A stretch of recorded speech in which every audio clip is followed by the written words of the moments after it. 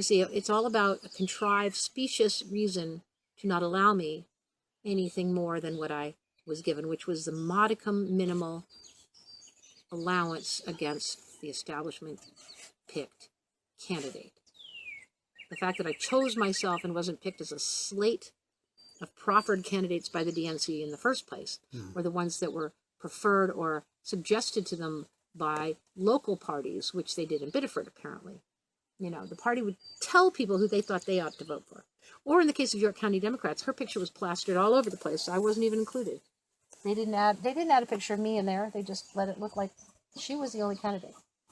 So, I mean, there is no effort on anybody else's part in the parties or in the papers or in the towns or in any leagues of voters or any societal forums, social efforts to educate on the primaries, which are so important, because that's where sometimes the biggest differences are between a progressive and an establishment person.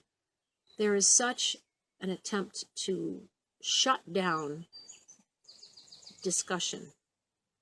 When I went places, people would, or in church or anywhere I went, there was no allowance of discussion about what I was doing. It was as though it was a bad, poor topic because it was dirty. What I was running, it was as though I was that I represented a vile profession, and therefore polite society would allow me to enter, but I was looked at askance. So it's not as though I really had any ability to discuss the race. There was no real interest in the district for that. There were people walking around me. As you saw when I wore the Bernie shirt, and the person who helped me with my website, gave me a hug and then back right away. No pictures allowed. And it's as though you're branded, and that is what it feels like. It's a certain branding if you're a candidate. So with all that fear, with all that firepower of fear that an establishment candidate brings with them, how does anybody bring progressive issues to light? Diane Russell appeared to. She was in a different district. She was in the city. She was in an area where she could get a lot of young people to come out and help her. And she was running earlier when Bernie was at his power, at his best. By the time I got there in March, he was fighting, he was fighting for it. He was managing, but it wasn't the best place for me to enter a race because the minute I was there, my opponent was telling everybody to unify the party around Hillary and not to say anything negative about her.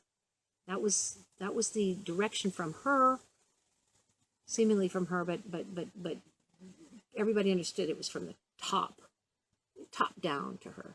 She was always representing the top down, the instructions from on high, where she was soon to be ensconced, and nobody was to get in the way of that. Her website apparently was all about how it was the inevitable, that she was already ensured of victory, that it was in the bag, and that the videographer was going to be there to have at the party afterwards. There was such certainty of her success.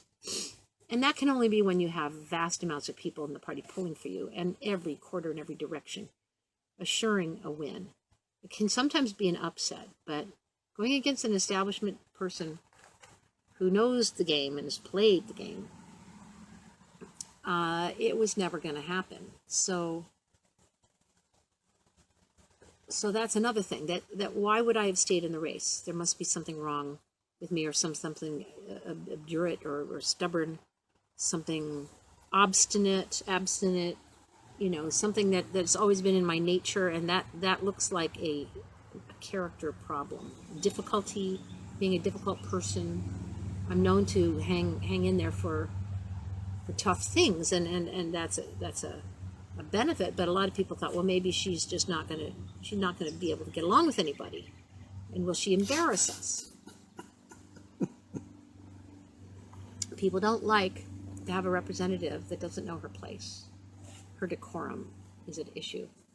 And certainly I came across that way as a boat captain, as a recovering alcoholic, as somebody who would say anything that needed saying, no matter how many noses she tweaked.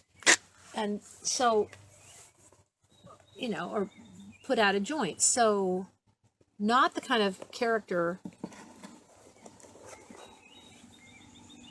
and her judgment must be called into question, because when she did see that she was up against Diane Denk, whether it was before or after Denk got on, it didn't matter. The fact is that I didn't understand the lay of the land and continued to waste people's time when clearly I had no chance, and that I probably knew it and was running anyway, showed vanity and poor judgment and stubbornness and self-interest. And selfishness, yeah. And so not having people's interest at heart.